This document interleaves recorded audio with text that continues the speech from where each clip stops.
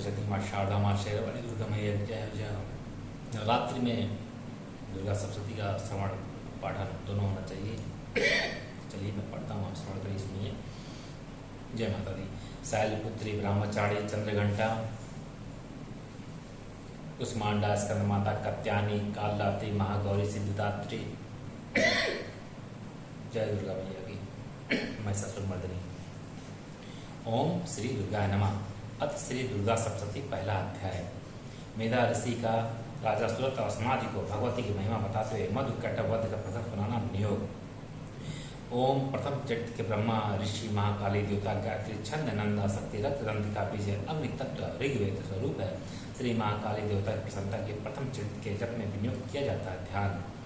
भगवान विष्णु के सो जाने पर मधु और कैटभ को मारने के लिए कमल जन्मा ब्रह्मा जी ने जिनका स्मरण किया था उन महाकाली देवी का मैं स्मरण करता हूँ। वे अपने 10 हाथ में खड़ग चक्र गदा बाण धनुष परिघ सूर्य भूषुंडी मस्तक और शंख धारण करती है। उनके 3 नेत्र हैं। वे समस्त अंगों में दिव्य आभूषण से विभूषित है। उनके शरीर की कांति नील मणि समान है तथा वे 10 मुख और 10 पैरों से युक्त है। ओम चंडिका देवी का नमस्कार है। मार्कंडेय जी बोले सूर्य के पुत्र सारवाड़ी को 8वें मनु कहते हैं।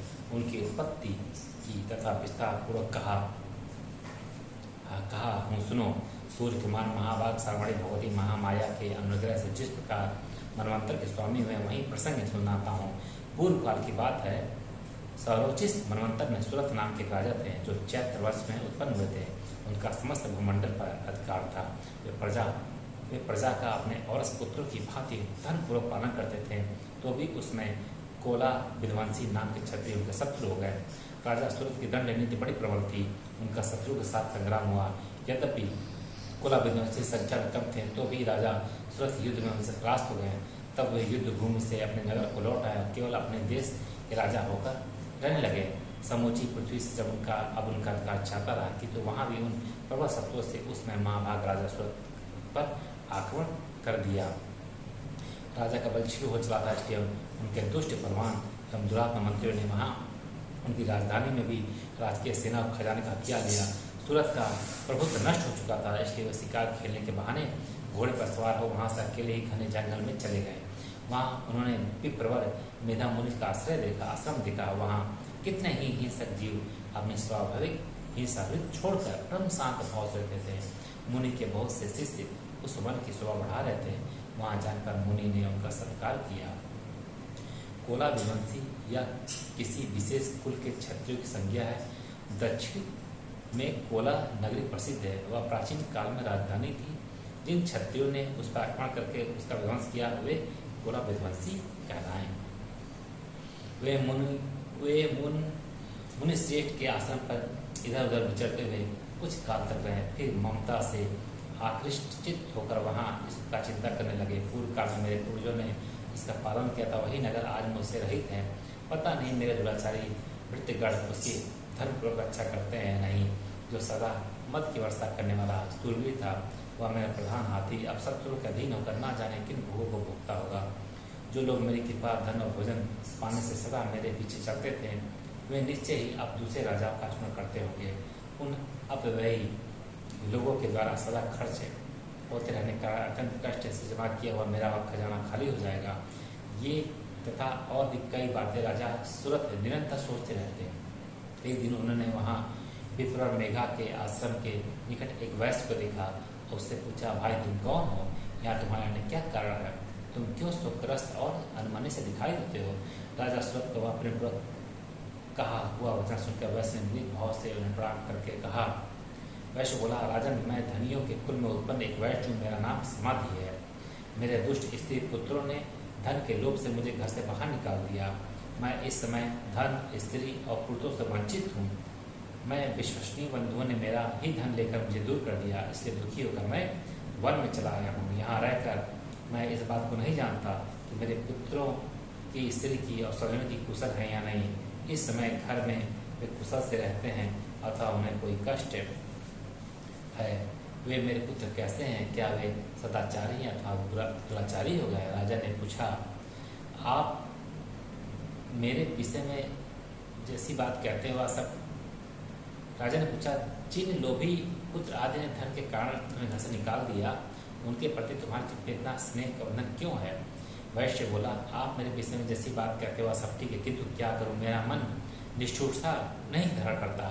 जिन्होंने धन के लोभ में पड़कर पिता के प्रति स्नेह, पति के प्रति प्रेम तथा आत्मजन के प्रति अनुराग को तिलांजलि दे मुझे घर से निकाल दिया, उन्हीं प्रति मेरे हृदय में इतना स्नेह है। महापतय गुणहीन बंधु प्रति भी जो मेरा चित्त इस प्रकार प्रेम मग्न हो रहा है वह यह क्या है? इस बात को मैं जानकर भी नहीं जान पाता, इसलिए मैं लंबी सांसें ले रहा हूँ और मेरा हृदय अत्यंत दुखित हो रहा है। उन लोगों में प्रेम का सर्वथा भाव है तो भी उनके प्रति जो मेरा मन निष्ठुर नहीं हो पाता, इसके लिए क्या करूँ? मार्कंडेय जी कहते हैं, ब्राह्मण तदंतर राजाओं में श्रेष्ठ सूरत और समाधि नामक वैसे दोनों साथ साथ मेधा मुनि की सेवा में उपस्थित हुए और उनके साथ यथा योग्य न्याय में कुल विनयपूर्ण बर्ताव करके बैठे। तत्पश्चात वैश्य और राजा ने कुछ वार्तालाप आरंभ किया। राजा ने कहा, भगवान, मैं आपसे एक बात पूछना चाहता हूँ, उसे बताइए। मेरा चित्त अपने अधीन न होने के कारण वह बात मेरे मन को बहुत दुख देती है। जो राज्य मेरे हाथ से चला गया उसमें और उसके संपूर्ण अंगों में मेरी ममता बनी हुई है। मुनि श्रेष्ठ यह जानते हुए भी कि वह अब मेरा नहीं है, अज्ञानिक भाव से मुझे उसके लिए दुख होता है। या क्या है? इस तरह यह वैश्य भी घर से अपमानित होकर आया है, इसके पुत्र स्त्री और वृद्धों ने इसे छोड़ दिया, स्वजनों ने ही इसका परित्याग कर दिया, तो भी यह आपके प्रति अत्यंत हार्दिक स्नेह रखता है। इस प्रकार यह तथा मैं दोनों ही बहुत दुखी हैं, जिसमें प्रत्यक्ष दोष देखा गया है। इस विषय के लिए हमारे मन में ममताजनित आकर्षण पैदा हो रहा है। माँ बाप हम दोनों समझदार हैं, तो भी हमें जो मोह पैदा हुआ वह क्या है? विवेक शून्य पुरुष की बातें मुझ में और इसमें भी यह मूर्ता प्रत्यक्ष दिखाई देती है। ऋषि जी बोले हैं, महाभाग विषय मार्ग का ज्ञान सब जीवों को है, इसी प्रकार विषय भी सबके लिए अलग अलग है। कुछ प्राणी दिन में नहीं देखते हैं, कुछ रात में ही नहीं देखते हैं, तथा कुछ जीव ऐसे हैं जो दिन और रात में भी बराबर ही देखते हैं। यह ठीक है, मनुष्य समझदार होते हैं, किंतु केवल वे ही ऐसे नहीं होते हैं। पशु पक्षी और मृग आदि सभी प्राणी समझदार होते हैं। मनुष्यों की समझ भी वैसी ही होती है जैसे उन मृग और पक्षियों की होती है, तथा जैसी मनुष्यों की होती है वैसे उन मृग पक्षी आदि की होती है। यह तथा अन्य बातें प्रायः दोनों के समान ही है। समझ होने पर भी इन पक्षियों को तो देखो, ये स्वयं भूख से पीड़ित होते हुए मोहवश बच्चों की चोट में कितने चाव से अन्न के दाने डाल रहे हैं। न श्रेष्ठ, क्या तुम नहीं देखते? यह मनुष्य समझदार होते हुए भी लोभवश अपने लिए हुए उपकार का बदला पाने के लिए पुत्रों की अभिलाषा करते हैं। यद्यपि उन समय में समझ की कमी नहीं है, तथापि वे संसार की स्थिति जन्म मरण की परंपरा बनाए रखने वाले भगवती महामाया प्रभाव द्वारा ममतामय भवर से युक्त मोह के गढ़े गर्त में गिराए गए हैं। इसलिए इसमें आश्चर्य नहीं करना चाहिए। जगदीश्वर भगवान विष्णु की योग निद्रा रूप जो भगवती महामाया है, उन्हीं से यह जगत मोहित हो रहा है। वे भगवती महामाया देवी ज्ञानियों के भी चित्त को बलपूर्वक खींचकर मुँह में डाल देती हैं। वे ही संपूर्ण चराचर जगत की सृष्टि करती हैं तथा वे ही प्रसन्न होकर मनुष्यों को मुक्ति के लिए वरदान देती हैं। वे ही परा विद्या संसार बंधन और मोक्ष की हेतुभूता सनातनी देवी तथा संपूर्ण ईश्वरों के भी अधीश्वरी हैं। राजन ने पूछा, भगवान, जिन्हें आप महामाया कहते हुए देवी कौन है? ब्राह्मण, उनका विवाह कैसे हुआ तथा उनके चरित्र कौन कौन है? परमवेत्ताओं में श्रेष्ठ महर्षि उन देवी का जैसा प्रभाव हो, जैसा स्वरूप हो और जिस प्रकार प्रादुर्भाव हुआ वह सब मैं आपके मुख से सुनना चाहता हूँ। ऋषि बोले, राजन, वास्तव में तो वे देवी नित्य स्वरूपा ही हैं, संपूर्ण जगत उन्हीं का रूप है तथा उन्होंने समस्त विश्व को व्याप्त कर रखा है, तथापि उनका प्राकट्य अनेक प्रकाश होता है, वह मुझसे सुनो। यद्यपि वे नित्य और अजन्मा है, तथापि सब जब देवताओं का कार्य सिद्ध करने के लिए प्रकट होती हैं उसमें लोक में उत्पन्न हुई कराते हैं। कल्प के अंत में जब संपूर्ण जगत एक कारणों में निमग्न हो रहा था और सबके प्रभु भगवान विष्णु शेषनाग की सह पर बिछाकर योग निद्रा का आश्रय सो रहे थे, उसमें उनके कानों के मैल से दो भयंकर असुर उत्पन्न हुए जो मधु और कैठव नाम से विख्यात हुए। वे दोनों ब्रह्मा जी का वध करने को तैयार हो गए। भगवान विष्णु के नाभिक कवना विराजमान प्रजापति ब्रह्मा जी ने जब उन दोनों भयानक असुरों को अपने पास आया, भगवान को सोया हुआ देखा, तब एकाग्रचित होकर उन्होंने भगवान विष्णु को जगाने के लिए उनके नेत्रों में निवास करने वाली योग निद्रा का स्तवन आरंभ किया, जो इस विश्व की अधीश्वरी जगत को धारण करने वाली, संसार का पालन और सहार करने वाली तथा तेजा स्वरूप भगवान विष्णु की अनुपम शक्ति है। उन्हीं भगवती निद्रा देवी के भगवान ब्रह्मा स्तुति करने लगे। फिर ब्रह्मा जी ने कहा, देवी, तुम्ही स्वाहा, तुम्ही ईश्वरा, तुम्ही वशिष्ठकार हो। स्वर तुम्हारे स्वरूप हैं, तुम्ही जीवनदानी शुदा हो। नित्य अक्षर प्रणव में आकार उकार मकार इन 3 मात्राओं के रूप में तुम्ही स्थित हो तथा इन 3 मात्राओं के अतिरिक्त जो बिंदु रूपा नित्य अर्ध मात्रा है जिसका विशेष रूप से उच्चारण नहीं किया जाता वह भी तुम्ही हो। देवी तुम्ही संज्ञा सावती तथा परम जननी हो। देवी तुम्ही इसे विश्व ब्रह्मांड को धारण करती हो।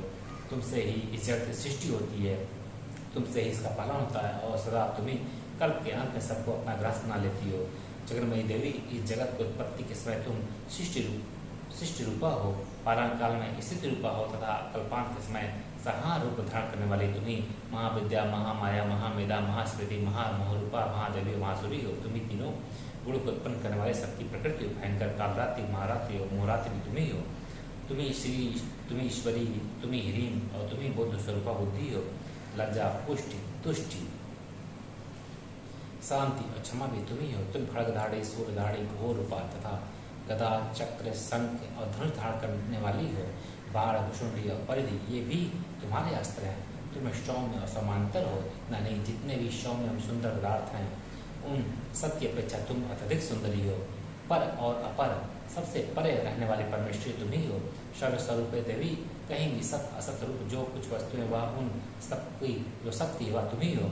ऐसी वास्तव में तुम्हारी स्तुति क्या हो सकती है। जो इस जगत की सृष्टि पालन संहार करते हैं उन भगवान को भी जब तुमने निद्रा का अधीन कर दिया है तब तुम्हारी स्तुति करने में यहाँ कौन समर्थ हो सकता है। मुझको भगवान शंकर को तथा भगवान विष्णु को भी तुमने ही श्रेणीधार कराया है, अतः तुम्हारी स्तुति करने की शक्ति किसमें है देवी। तुम तो अपने इन उदार प्रभाव से ही प्रशंसित हो। ये जो दोनों दुर्वशे असुर मधु कैटक है इनको मुंह में डाल दो। जगदीश्वर भगवान विष्णु को शीघ्र जगा दो, साथ ही इनके भीतर इन दोनों महान असुरों को मार डालने की बुद्धि उत्पन्न कर दो।